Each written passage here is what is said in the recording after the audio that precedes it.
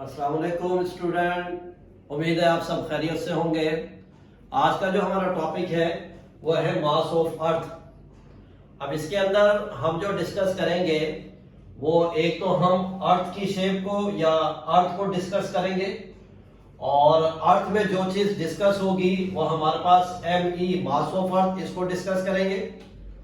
और फिर अर्थ का जो रेडियस है उसको RE से डिनोट करेंगे, और ये हमारे पास होगा रेडियस ऑफ अर्थ। और जो है फिर हमारे पास जो अर्थ है, अर्थ की सरफेस पर एक ऑब्जेक्ट रखा हुआ है, उस ऑब्जेक्ट का जो मास है उसको स्मॉल m से डिनोट करेंगे। तो इधर जो अर्थ की सरफेस पर जो ऑब्जेक्ट रखा हुआ है उसको हमने नेम दिया है बॉल, या कोई सा भी ऑब्जेक्ट हो सकता है। तो इधर हमारे पास नंबर ऑफ ऑब्जेक्ट कितने हैं, 2, और इन 2 ऑब्जेक्ट के मासेस है हमारे पास। एक ऑब्जेक्ट ये जिसको हम बॉल कह रहे हैं, इसका मास हमारे पास क्या होगा, m, स्मॉल m, और एक है हमारे पास अर्थ। अर्थ के मास को हम क्या कह रहे हैं, ME। तो ये हमारे पास हो गए 2 ऑब्जेक्ट, और इन 2 ऑब्जेक्ट के हमारे पास मासेस गिवन है m और ME। और तीसरी चीज हमने क्या इधर देखा है, रेडियस ऑफ अर्थ। अर्थ के सेंटर से और इसकी सरकमफ्रेंस तक का जो डिस्टेंस होगा वो हमारे पास क्या कहलाएगा, रेडियस ऑफ अर्थ। अब एक चीज हमने जो डिस्कस करनी है वो क्या करनी है, W स्टैंड फॉर वेट। अब क्या करती है अर्थ, किसी भी ऑब्जेक्ट को जब अपनी तरफ अट्रैक्ट करता है तो उस ऑब्जेक्ट पे वेट होता है। Earth attract the body towards its centre is called weight, उसको हम क्या कहेंगे, वेट। तो जो भी ऑब्जेक्ट ग्रेविटेशनल फील्ड में होगा उस ऑब्जेक्ट में हमारे पास वेट होगा। अब वेट के अंदर वेरिएशन आती है, वेट कभी कम होता है कभी ज्यादा होता है। वेट ज्यादा कब होगा, जब ऑब्जेक्ट और अर्थ के बिटवीन डिस्टेंस कम होगा तो वेट ज्यादा हो जाएगा, और अर्थ और ऑब्जेक्ट के बिटवीन जब डिस्टेंस बढ़ जाएगा तो फिर ऑब्जेक्ट का वेट हमारे पास क्या हो जाएगा, कम हो जाएगा। तो ये तो हमारे पास 2 ऑब्जेक्ट, दोनों के मासेस गिवन है, अर्थ का रेडियस ऑफ अर्थ भी गिवन है, और ये वेट इस ऑब्जेक्ट में जो वेट की डायरेक्शन है toward the centre of the earth है। तो यही इसके अंदर ये लिखा हुआ है, ये स्मॉल ऑब्जेक्ट का मास है, ये रेडियस ऑफ अर्थ है, ये मास ऑफ अर्थ है, और ये हमारे पास फोर्स है, ग्रेविटेशनल फोर्स, के अर्थ इसको अपनी तरफ ग्रेविटेशनल फोर्स से खींच रही है।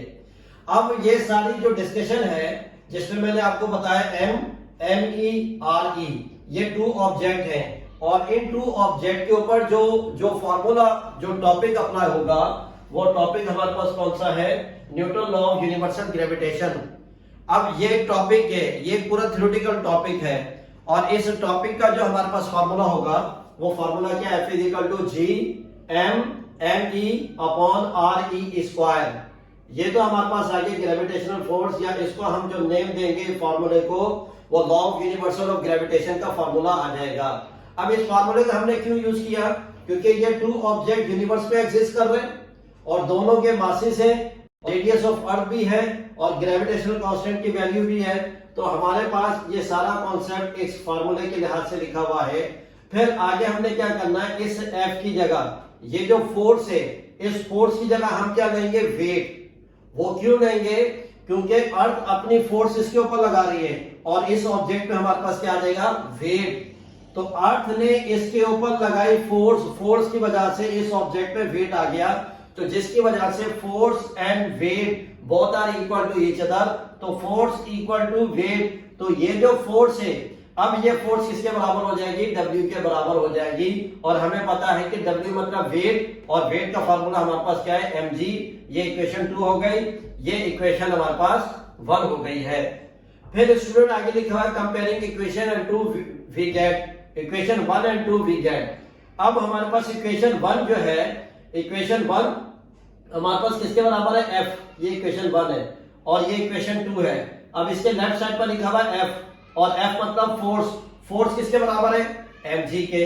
तो इस फोर्स की जगह हम क्या लिखेंगे स्टूडेंट, mg लिखेंगे, और ये सारा का सारा हमारे पास एज इट इज आ जाएगा।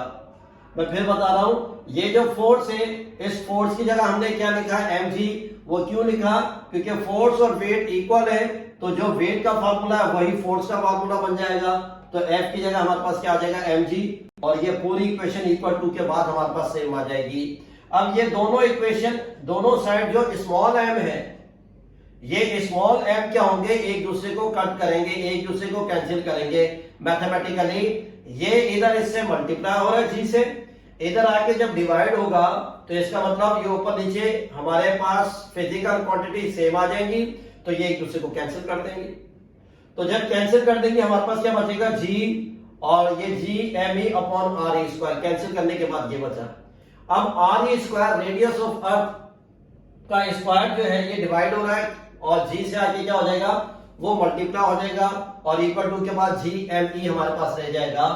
तो फिर हमें क्या मालूम करना है, एम ई टॉपिक हमारे पास क्या था, मास ऑफ अर्थ हमारे पास टॉपिक है, और इस टॉपिक में इस इक्वेशन के लिहाज से हमने क्या करना है, एम ई को अलग करना है। तो अब ये जी इससे मल्टीप्लाई हो रहा है, इधर आके डिवाइड हो जाएगा।